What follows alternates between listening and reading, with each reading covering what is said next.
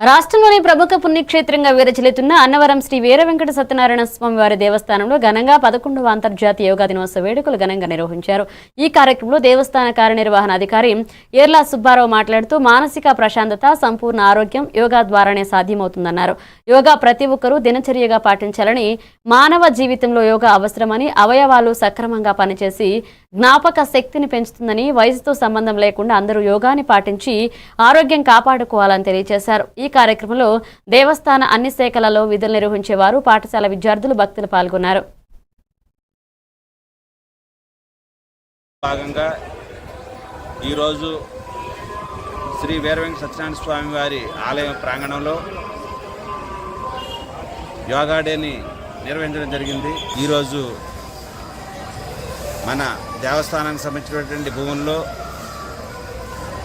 మారేడు మొక్కలు, దేవతా వృక్షాలు, పూల వృక్షాలు అన్నిటినీ కూడా మేము నాటుకోవడం జరిగింది, మా ఆలయ సిబ్బంది అందరితో సహా.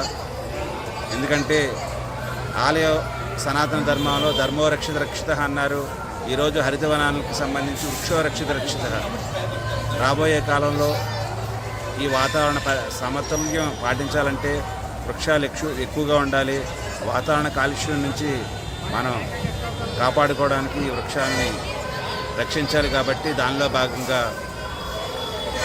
ఈరోజు మొక్కలు నాటే కార్యక్రమాన్ని జరిపించుకోవడం జరిగింది. అదేవిధంగా అన్నదానంలో 1000 మంది భక్తులకి ప్రతిరోజు కూడా వాళ్ళ యొక్క ఫీడ్బ్యాక్ కలెక్ట్ చేస్తున్నాం. ఆలయ దర్శనంలో కూడా 1000 మందికి ఫీడ్బ్యాక్ మేము కలెక్ట్ చేస్తడం జరుగుతుంది. ఈ IVRSలో ఇంట్రా వాయిస్ రెస్పాన్స్ సిస్టంలో వచ్చినటువంటి స్థాయిని బట్టి భక్తులకి ఇంకా సదుపాయాలు కల్పించాలి. ఆలయ దర్శనం వారికి సంతృప్తికరంగా ఉండాలి. అదేవిధంగా మంచినీటిని కూడా వారికి ఏర్పాటు చేయాలనే భాగంగా వృద్ధులకి మరి ట్రై వీల్ చైర్స్ని కూడా ఏర్పాటు చేయడం జరిగింది.